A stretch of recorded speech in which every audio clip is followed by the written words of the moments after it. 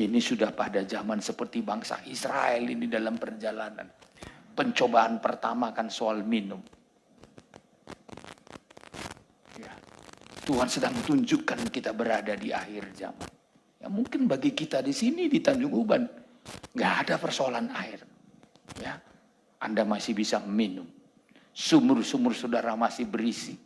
Ya. Tapi saudara-saudara kita lihat di TV itu kan, televisi itu. Belum lagi harga beras. Ya. Sampai kita dihimbau oleh pemerintah kita. Jangan sampai ketergantungan dengan beras. Maka mulai sekarang latih makan ubi. Ya. Saya bilang sama tim kita, sekarang apa namanya itu kalau orang Batak bilang jelok ya. Orang Indonesia bilang apa? Labu, ya.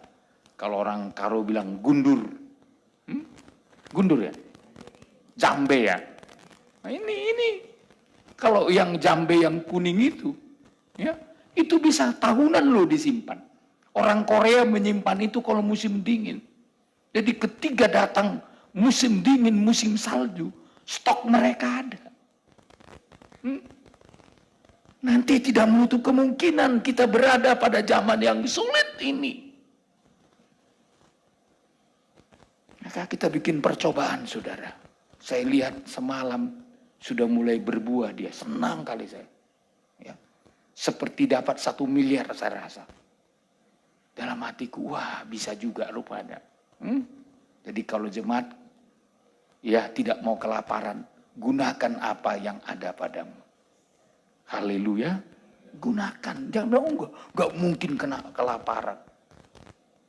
Ada yang bilang, enggak mungkin kita kena bencana. Enggak mungkin datang kesulitan.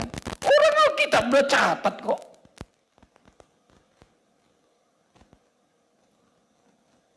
Jadi, yang kedua, penyesatan.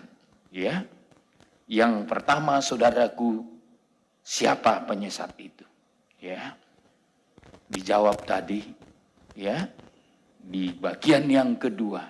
Yang pertama, ya, orang yang tidak mengakui bahwa Yesus telah datang sebagai manusia. Ini sekarang ini kan, nggak yakin orang firman jadi manusia. Allah menjadi manusia, menjelma menjadi manusia, nggak yakin.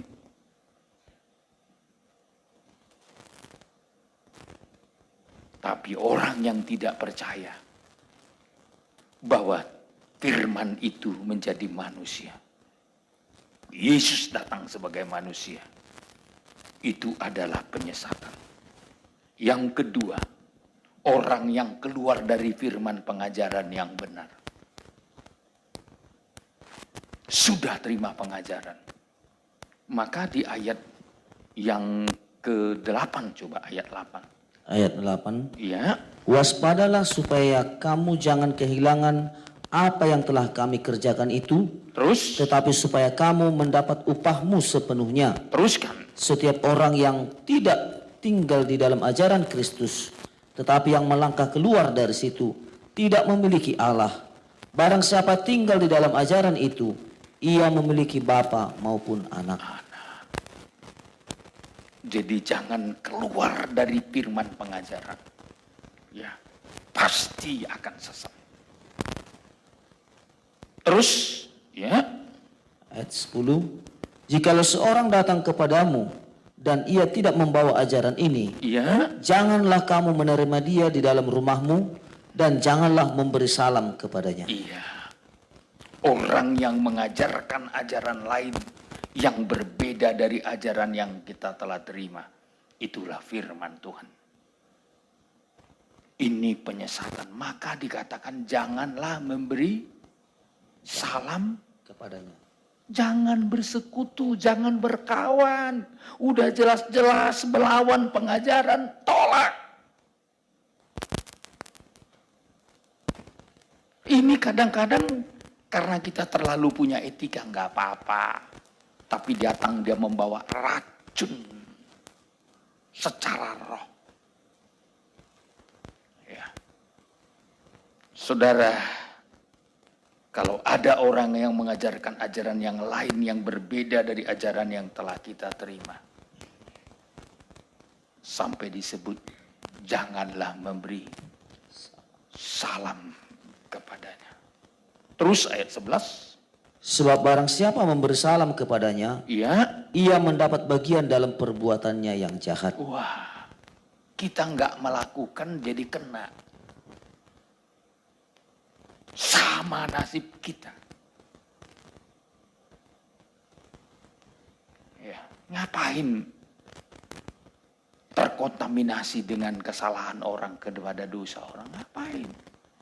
Demi keselamatan kita. Demi perkara rohani kita diselamatkan. Mari kita berkomitmen untuk setia kepada firman Tuhan. Nubuatan yang ketiga adalah tentang bangsa-bangsa.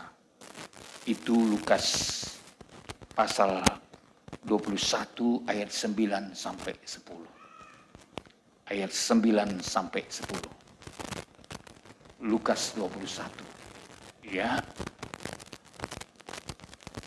Ayat 9 sampai 10. Ayat 9. Dan apabila kamu mendengar tentang peperangan dan pemberontakan, janganlah kamu terkejut, sebab semuanya itu harus terjadi dahulu, tetapi itu tidak berarti kesudahannya akan datang segera. Terus Ia berkata kepada mereka, bangsa akan bangkit melawan bangsa dan kerajaan melawan kerajaan. iya. Saya catat di sini ini nubuatan tentang malapetaka. Ya, kalau saudara lihat di filenya, nubuatan tentang malapetaka atau hukuman atas dunia akan sedang terjadi sekarang. Ya.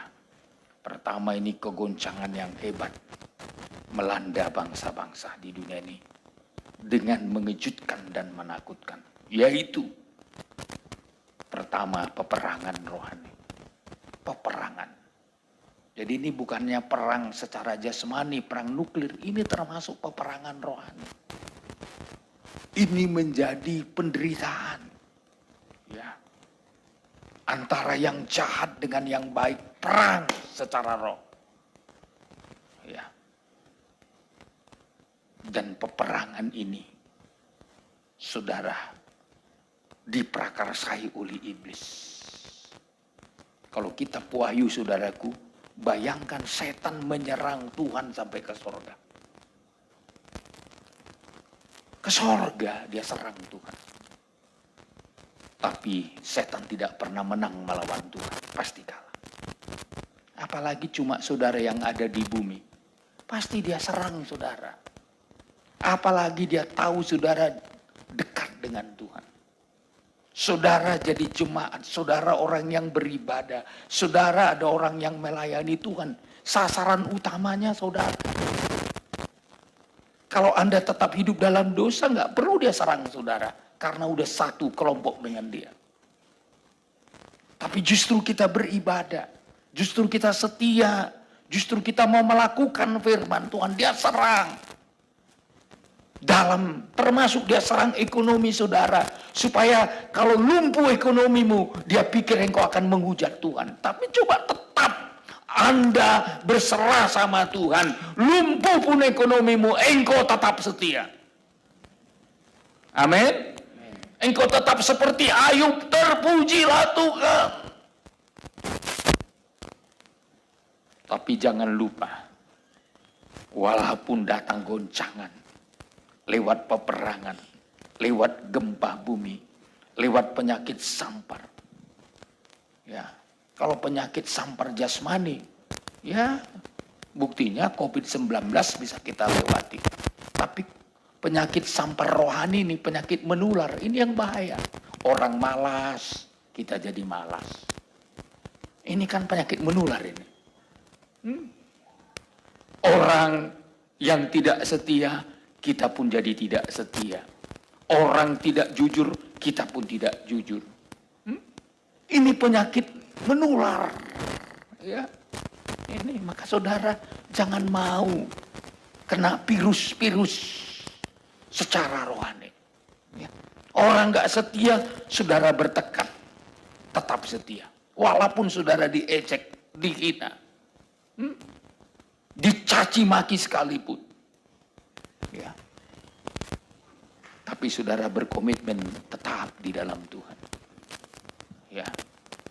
Dan selanjutnya saudara, kelaparan. Kelaparan bukan soal makan, minum secara jasmani aja. Dalam Amos pasal 8 yang paling membunuh kehidupan manusia. Kelaparan akan firman. Coba ayat 11, Amos 8 ayat 11. Sesungguhnya waktu akan datang, demikianlah firman Tuhan Allah. Aku akan mengirimkan kelaparan ke negeri ini, bukan kelaparan akan makanan dan bukan kehausan akan air, Iya. melainkan akan mendengarkan firman Tuhan. Terus, ya. Ayat 12. Mereka akan mengembara dari laut ke laut dan menjelajah dari utara ke timur untuk mencari firman Tuhan, tetapi tidak mendapatkan. Ini kelaparan secara rohani. Akhirnya apa? Manusia jadi liar.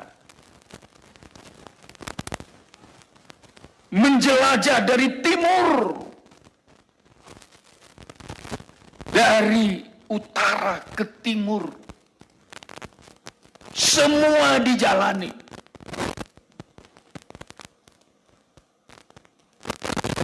Ada banyak sekarang model kayak gitu kekristenan. Semua gereja dijalani, tapi tetap kelaparan. Maka saya selalu mengatakan, mari miliki firman pengajaran. Biar Anda tidak kelaparan. Maka tadi pagi saya diundang ke gereja lain, saudara. Sebenarnya saya berat meninggalkan gereja kita. Tapi saya merasa berhutang kalau saya tidak memenuhi undangan itu. Untuk menyampaikan firman dalam pengajaran ini. Ya. Kalau diukur dari nilai uang, nggak akan mau saya. Nggak akan mau. Ya. Tapi karena saya tahu, selagi masih ada kesempatan, biarlah kita membagi firman Tuhan yang bagaikan roti. Biar kelak Tuhan tidak persalahkan kita kalau tiba hari kelaparan. Ya. Saya lihat jemaat itu karena nggak pernah dengar pengajaran, matanya melotot jadi semua gitu. Biasanya saya kalau 40 menit khotbah udah digini-giniin dari belakang.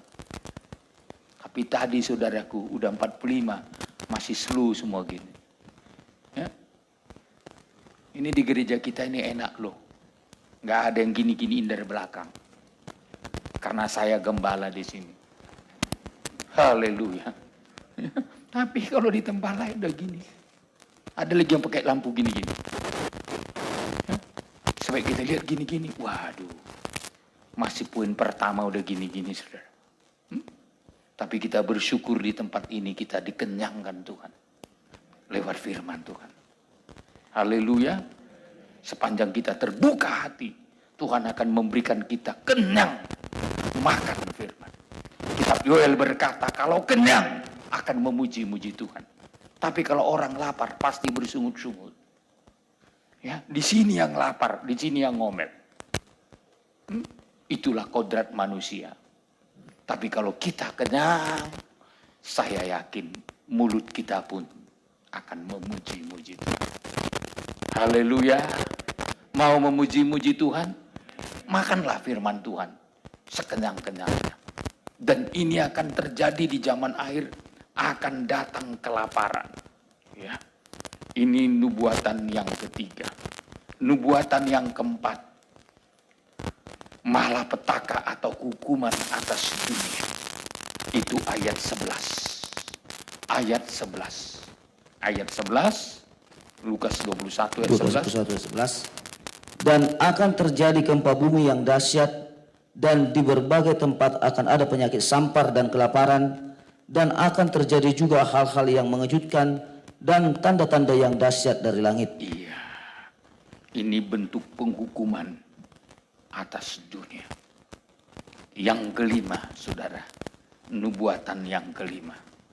Ya, ayat sebenarnya 12 sampai ayat 19. Ayat 12. Tetapi sebelum semuanya itu, kamu akan ditangkap dan dianiaya. Oh, diapain? Ditangkap dan dianiaya. Ditangkap dan dianiaya. Teruskan. Kamu akan diserahkan ke rumah-rumah ibadat dan penjara-penjara, Ya. dan kamu akan dihadapkan kepada raja-raja dan penguasa-penguasa oleh karena namaku. Ya, terus. Hal itu akan menjadi kesempatan bagimu untuk bersaksi. Ya, terus. Sebab itu, tetaplah di dalam hatimu supaya kamu jangan memikirkan lebih dahulu pembelaanmu. Teruskan ayat 15. Sebab aku sendiri akan memberikan kepadamu kata-kata hikmat, sehingga kamu tidak dapat ditentang atau dibantah lawan-lawanmu. Terus. Dan kamu akan diserahkan juga oleh orang tuamu, saudara-saudaramu. Stop dulu. Siapa yang menyerahkan saudara? Orang tuamu tidak mengasihi engkau. Kenapa? Karena mereka tidak mengerti kehendak Tuhan. Ya. Siapa lagi? Saudara-saudara. Saudara-saudaramu mengucilkan engkau karena nama Tuhan, karena firman Tuhan. Terus Kaum keluargamu terus siapa lagi? dan sahabat-sahabatmu dan beberapa orang di antara kamu akan dibunuh. Oh, ini loh. Jadi bukan orang lain, saudara, orang tua. Mungkin dia kasih tahu. Ya, ini orangnya. Ini. Mau di mana saudara bersembunyi? Ya. Itu akan terjadi nanti. Zaman akhir ini. Ya, nanti inilah. Ya saya aja kan begitu. Kadang-kadang pendeta kalau saya sampaikan firman Tuhan, asal ada orang pesta adat, pasti saya habis diantame. Oh, ini pendeta Silitonga ini. Termasuk saudara saya. Ya, tapi saya sering kali katakan, saya daripada ke neraka, ya, saya harus sampaikan kepada saudaraku. Ya, semalam ada pesta saudaraku. Ini kelompoknya Silitonga ini katanya. GKI-nya ini katanya. Padahal bukan GKI, Pentakosnya dia. Bukan GBI, bukan jemaat kita. Tapi karena mereka melepaskan diri, kita yang disalahkan. Wajar itu saudara. Karena itu sudah dinubuatkan firman. Ya. Makanya saya selalu mengajak jemaat, mari kita bijaksana, hikmat. Ya. Maka saya sudah putuskan di gereja kita, kalau masih ada yang dipaksa oleh keluarga, kita bikin harinya beda. Misalkan hari ini diberkati, besok dia bikin pestanya, itu urusan keluarganya. Kalau kita bikin bersamaan, banyak orang akan tersandung. Jadi saya dapat hikmat, ya begini. Ya, kami diskusi dengan Pak Nenggolan di Perawang.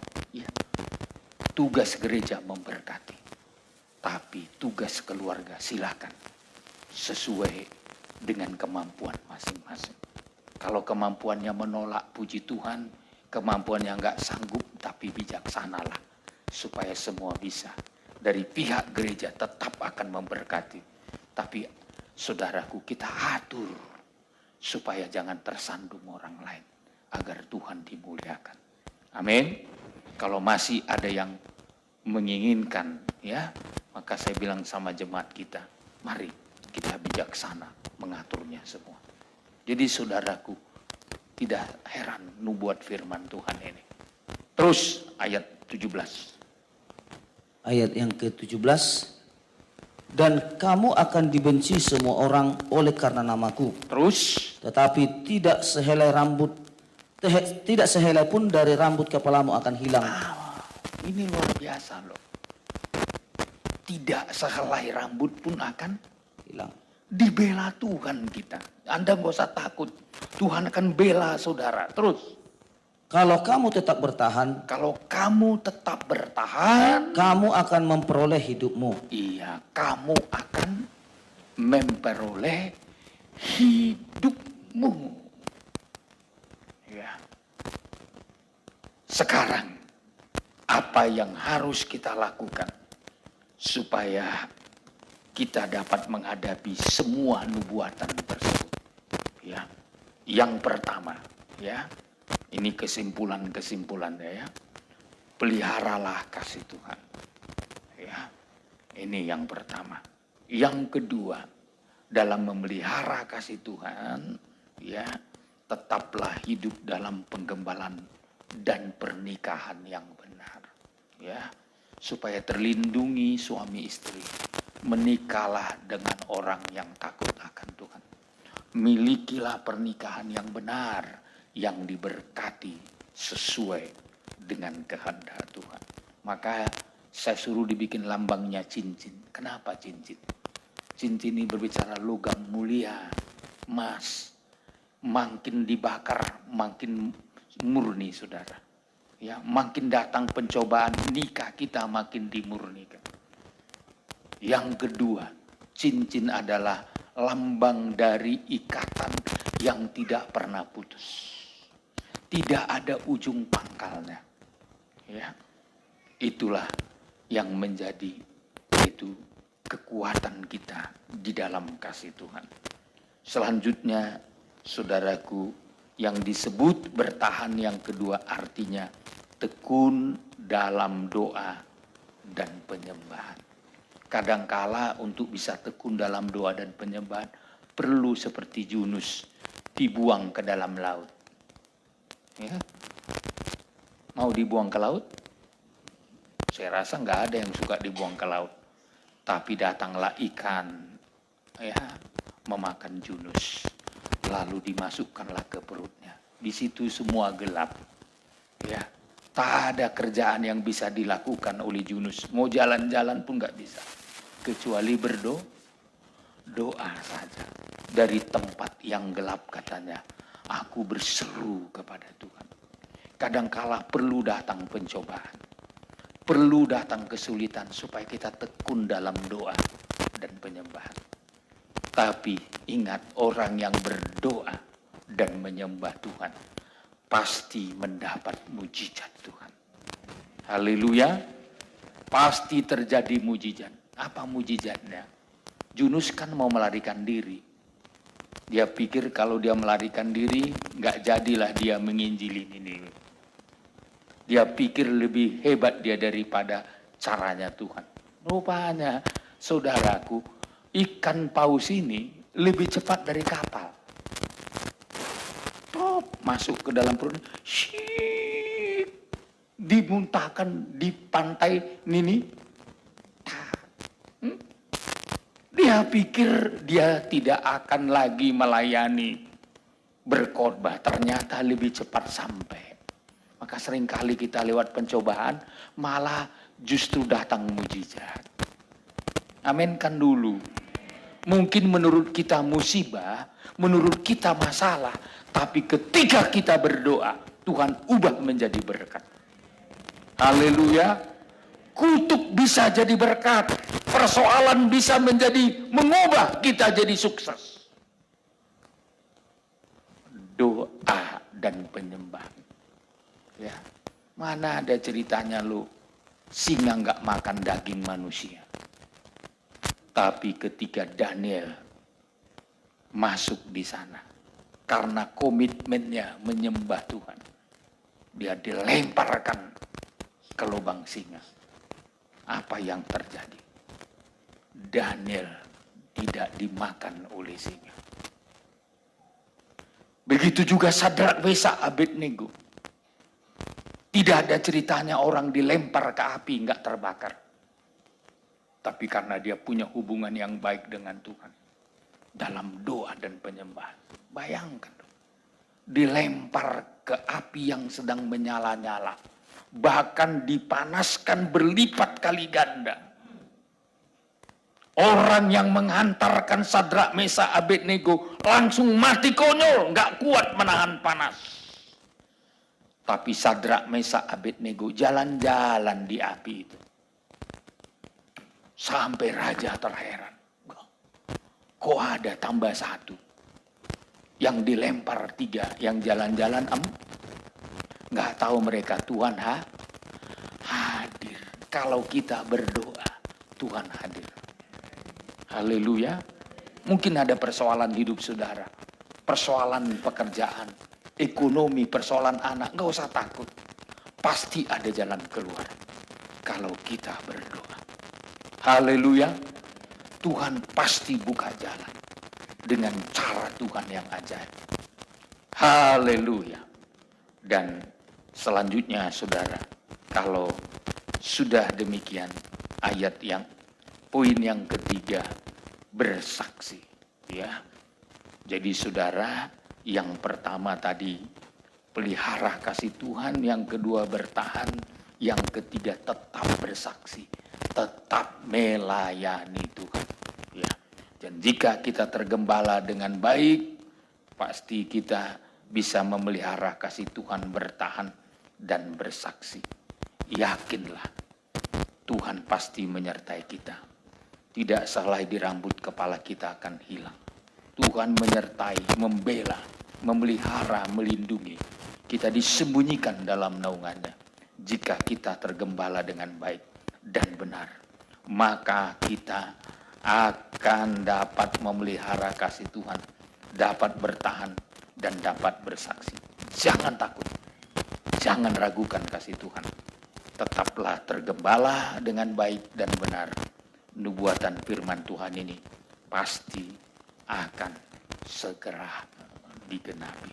Tapi kita akan keluar menjadi pemenang. Haleluya. Mau menang saudaraku? Biarlah pertolongan Tuhan yang menolong kita semua. Kita tutup Alkitab kita. Sampai di sini pemberitaan firman Tuhan. Haleluya. Oh, terima kasih Tuhan. Segala pujian kami, segala syukur kami, segala hormat.